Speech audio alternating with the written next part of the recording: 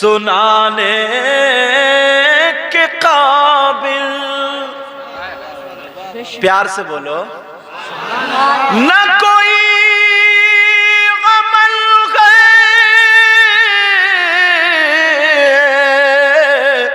سنانے کے قابل یا رسول اللہ، نہ منہ ہے تمہارے دکھانے کے قابل.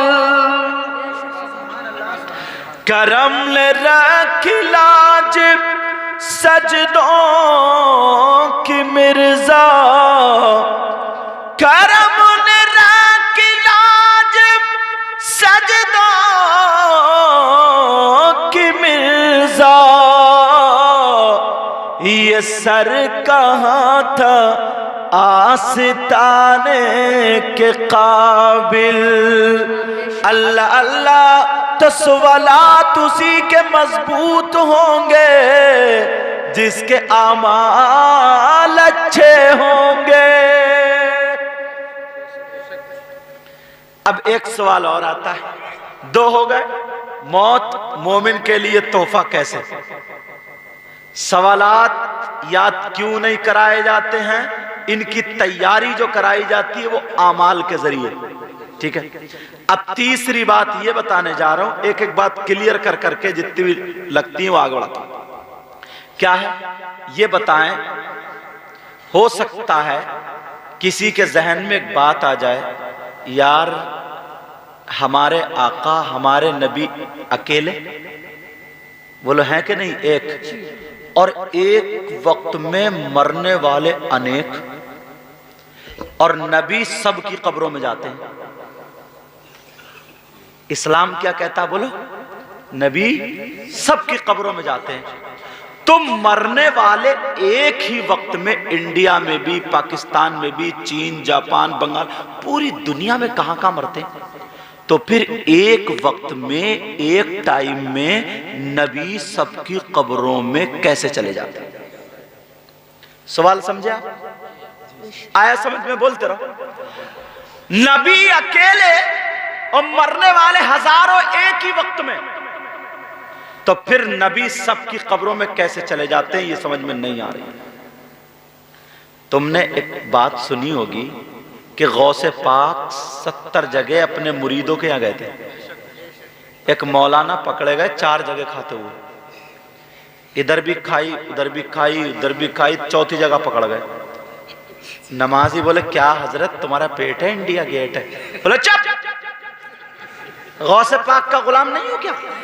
بولے کیا مطلب؟ بولے وہ تو 70 جگہ گئے تو میری تو ابھی چوتھی ہوئی ہے. سمجھے؟ تو تم نے سنا ہوگا 70 جگہ، لیکن پیارے غوث پاک جو گئے تھے اس کی بھی کوئی وجہ تھی. کھانے نہیں گئے تھے. معلوم ہے غوث پاک نے کیا کھایا تھا؟ افطار میں گئے تھے. رمضان کا مہینہ تھا، افطار کا ٹائم تھا، اور سب میں ایک ہی وقت ہوتا افطار کا ٹائم. ایک کھجور کے 4 ٹکڑے کرتے تھے، ایک اسے دے دی، ایک اس فقیر کو، ایک اس کو، ایک اس کو. کھجور کی گٹری بچی، اس کی اس نوک پہ نمک لگا کے چاٹا کرتے تھے. اور ہمیں اور تمہیں مرغے کی لاتیں کھا رہے ہو. اور بعض پیر تو ایسا ہے کہ پیٹ تھوڑی ہے، مرغوں کا قبرستان ہے. لیکن سنو میں جو بتانا چاہ رہا ہوں، سیدنا حضور غوث پاک رضی اللہ تعالیٰ عنہ 70 لوگوں کے یہاں پر کیوں گئے؟ ہر چیز کا کوئی نہ کوئی سبق، کوئی نہ کوئی ریزن ہوتا ہے. ان کے مرید مسجد میں بیٹھے ہوئے یہ چرچا کر رہے تھے، آپس میں کہہ رہے تھے یار سمجھ میں نہیں آ رہا، مرنے والے کتنے ڈھیر سارے ہوتے ہیں، ہمارے نبی اکیلے ہوتے ہیں، سب کی قبروں میں اکیلے نبی کیسے چلے جاتے ہیں؟ یہ بات سمجھ میں نہیں آ رہی ہے. اتنے میں غوث پاک آ گئے. غوث پاک جب آئے کہنے لگے او لوگوں کیا شور ہو رہا، کیا چرچا ہو رہا؟ سب لوگوں نے چھپا لیا، سرکار کچھ نہیں ایسے ہی تھا. مگر غوث پاک تو دل کی جانتے تھے نا. اللہ کے ولی تو دل کے حالات کو جانتے ہیں. غوث پاک دل کو جانا کرتے تھے, دل کے حالات کو جانا کرتے تھے. غوث پاک نے کہا ٹھیک ہے, نماز کے بعد توجہ ڈال دی. توجہ یہ ڈالی, ایک مرید کی محبت بڑی, سرکار کل افطار ہمارے ساتھ کر لو. دوسرے بھی آ گئے ہمارے ساتھ, تیسرے بھی. 70 مریدوں کے یہاں بڑے پیر نے دعوت قبول کر لی. اور جیسے ہی دعوت قبول کی, 70 مریدوں کے یہاں ایک وقت میں افطار پہ چلے گئے.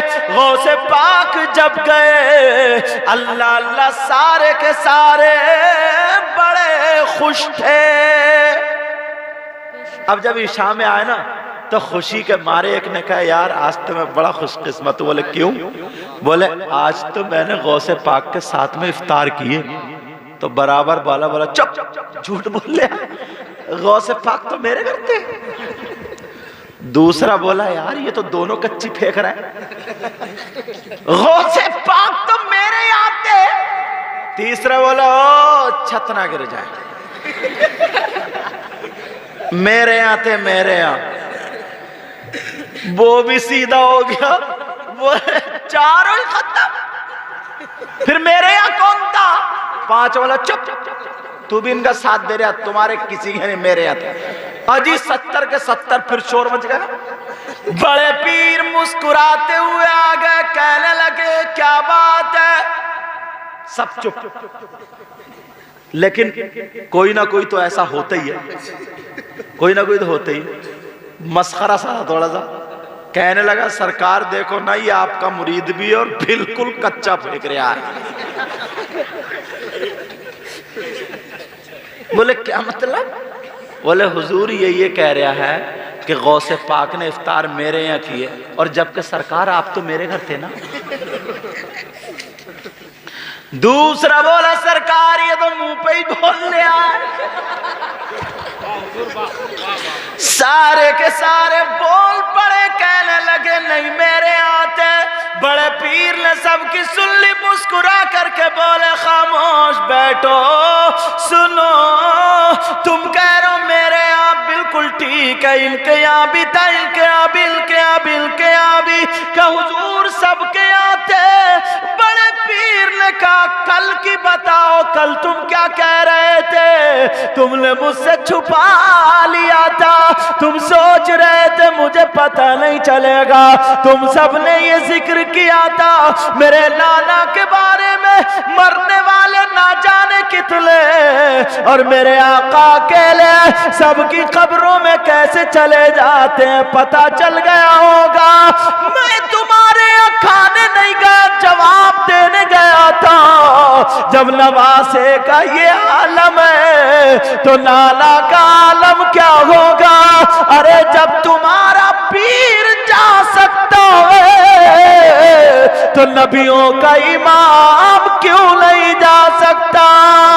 نعرہ تکبیر, نعرہ تکبیر, نعرہ رسالت, نعرہ رسالت. بات کلیئر ہو گئی, بات کلیئر ہو گئی, جواب مل گیا. اللہ غوث پاک دل کے حالات جانتے تھے. اور غوث پاک تقدیر بھی, تقدیر کی 3 قسمیں ہیں. ایک وہ ہوتی ہے جو ماں باپ کی دعاؤں سے بدلتی ہے, ایک وہ جو نیکوں سے, بزرگوں سے, ولیوں سے اور نبیوں کی دعا سے بدلتی ہے, اور ایک وہ ہوتی ہے کہ وہ کسی سے نہیں, اگر کوئی ولی دعا کرنے کے لیے جاتا تو اللہ اس کو کوئی وجہ بنا کر کے روک دیتا ہے, کسی نبی کو روک دیتا ہے, دعا کرنے نہیں دیتا, اس لیے وہ قبول نہیں. سمجھ میں آ رہی ہے؟ غوث پاک نے مردوں کو زندہ نہیں کیا, تم نے سنا ہوگا کتنے مردوں کو زندہ کیا. اللہ سب, یہ بات بہت پیاری مجھے لگتی ہے, میں نے کئی تقریروں میں کہا اس بات کو. بتاؤں غوث پاک جب, ہاں کیوں ہنس رہے ہیں؟ ہاں میری طرف توجہ, ہاں میری طرف توجہ دو, میری طرف. اب ہوا یہ تو اس بات کو سمجھ میں آیا غوث پاک دل کے حالات جانتے کیوں؟ حدیث شریف ہے، سنو۔ اللہ کے رسول ارشاد فرماتے ہیں اتقوا فراست المؤمن فإنه ينظر بنور اللہ، مومن کی فراست سے ڈرو اس لیے کہ وہ اللہ کے نور سے دیکھتے ہیں۔ بولو دیکھتے ہیں یا نہیں دیکھتے ہیں؟ اللہ سے۔ تو یہ بات ہو گئی کہ نبی سب کی قبروں میں کیسے جا سکتے ہیں۔ ایک جواب اور بتاؤں اس کا، ایک اللہ کے ولی کو لے کر۔ لکھنؤ کا رہنے والا غالباً ایک پنڈت تھا، اس نے جب پڑھا یہ اسٹڈی کی تو اس کے بھی ذہن میں یہ بات آ گئی کہ مسلمانوں کا مذہب یہ ہے، وہ یہ کہتے ہیں نبی اپنے غلاموں کی قبروں میں جاتے ہیں، اور اعلیٰ حضرت کا شعر بھی اس بات پر دال ہے، دلیل کرتا ہے۔ وہ شعر کیا ہے؟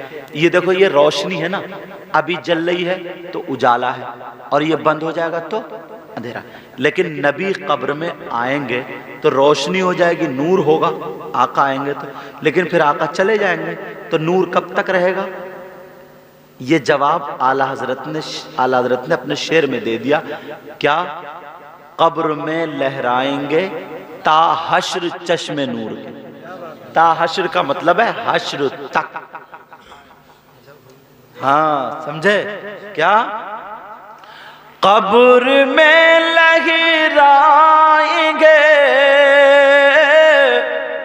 تا حشر چشم نور کے، سبحان اللہ۔ قبر میں لہرائیں گے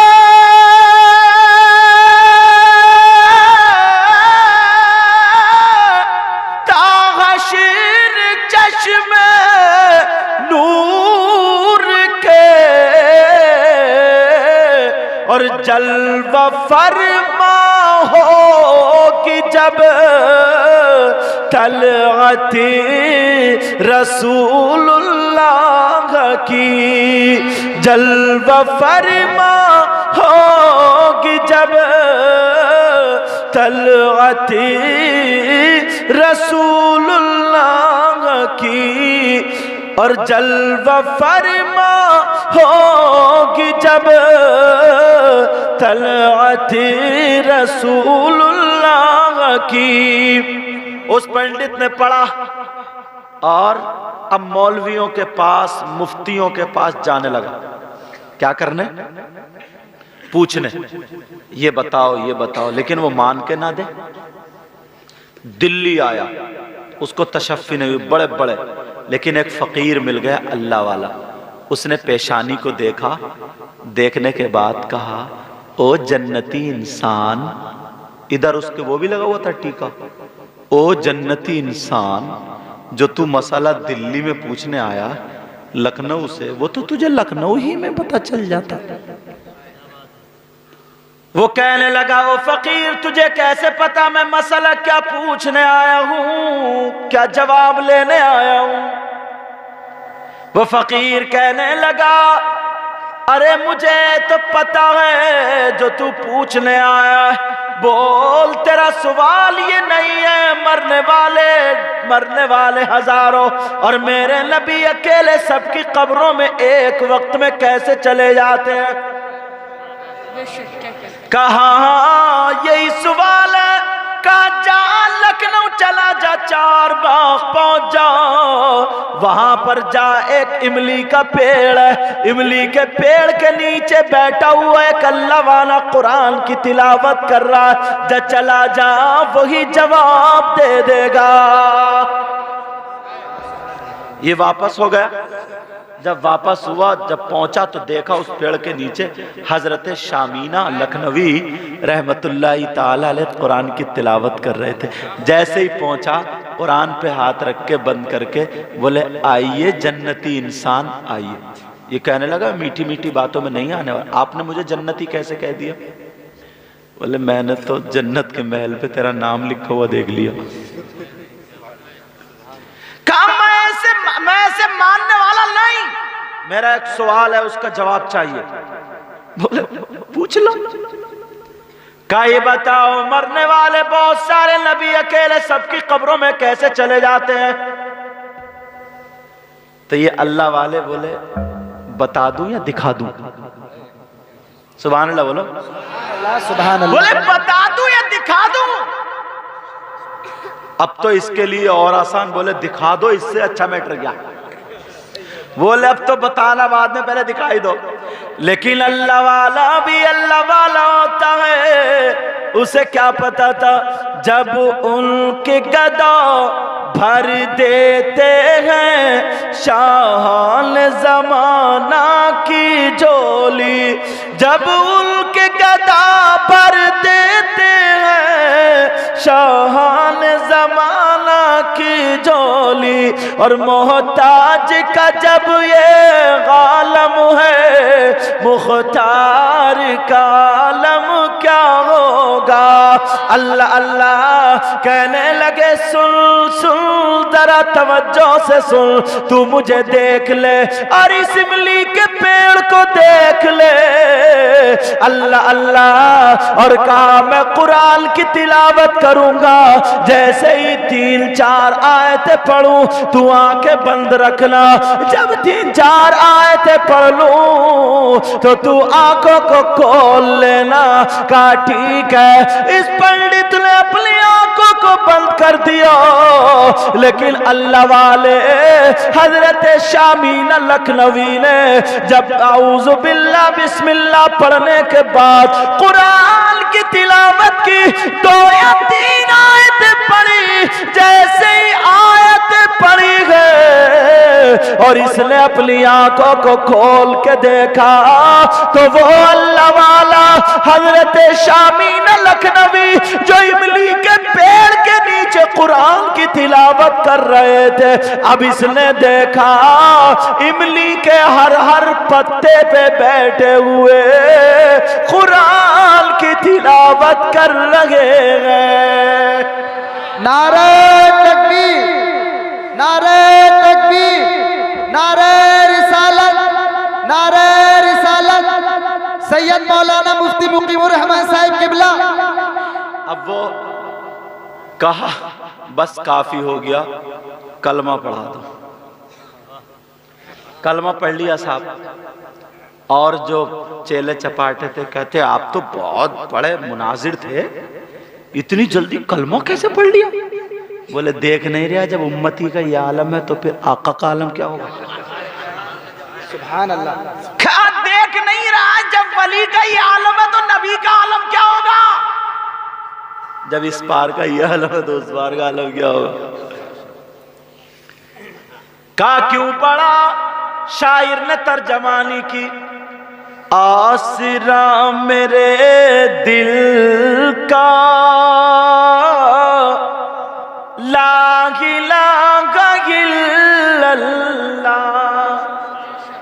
سب لوگ یہ کلمہ شریف کا جملہ سب لوگ پڑھنا، لا الہ الا اللہ. اچھا، آسرا میرے دل کا لا الہ الا اللہ، آسرا میرے دل کا لا الہ الا اللہ. اور عرش پر لکھا دے کا لا الہ الا اللہ.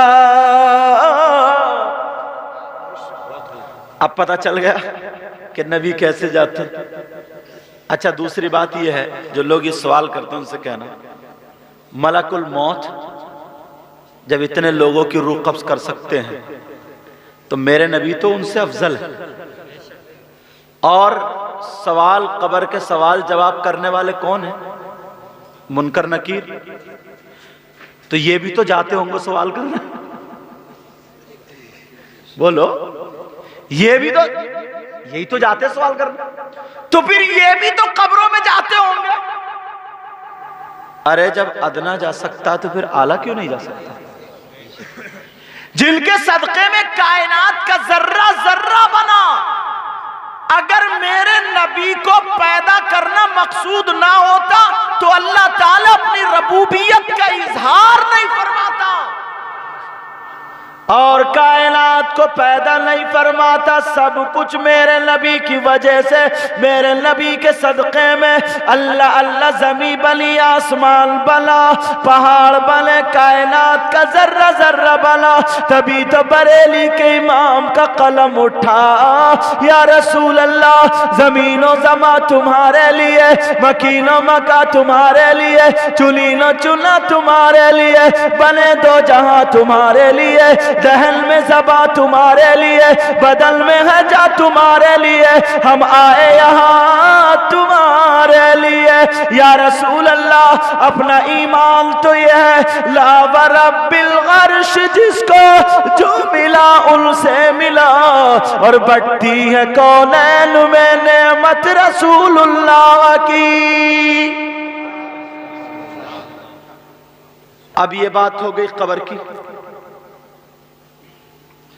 اب اپنی طرف آؤ. اللہ نے جو ٹائم جو وقت جس کا لکھ دیا، ٹائم سے مطلب اللہ نے سانسیں لکھی، جتنی سانسیں جس کو لینا ہے وہ اللہ نے لکھی ہیں، تو ان سانسوں کو نہ کوئی گھٹا سکتا ہے نہ بڑھا سکتا ہے، نہ اس سے آگے نہ پیچھے نہ ادھر نہ ادھر. اسی وقت پر اس کا انتقال ہونا ہے، اسی وقت پر اس کی کیا ہے بولو، موت آنی ہے. اب ذرا سوچو، تھوڑی سی توجہ دو. آج ہم ہیں، نہ پتہ 10 سال کا زندگی کا، نہ پتہ 20 سال کی زندگی، بھروسہ نہیں کل کا بھی. مشکل سے منیمم اگر مان لو تو لوگ 80 کے ہو پا رہے ہیں، 90 میں تو لڑک ہی جاتے ہیں. بولو ہے کہ نہیں؟ مشکل سے. اب یہ 15 سال کھیل کود میں نکل گئے، بچپنے میں مشکل سے 40 سال بچے. اس 40 سال کی زندگی کے لیے انسان کیا نہیں کرتا ہے، چاہے وہ مولوی ہو، شاعر ہو، حافظ ہو، قاری ہو، پردھان ہو، امام ہو، مقتدی ہو، گاؤں کا رہنے والا، کوئی بھی ہو. لنگڑے سے لنگڑا بھی یہ سوچتا کہ دولت میں تو انل امبانی سے آگے نکل جاؤں.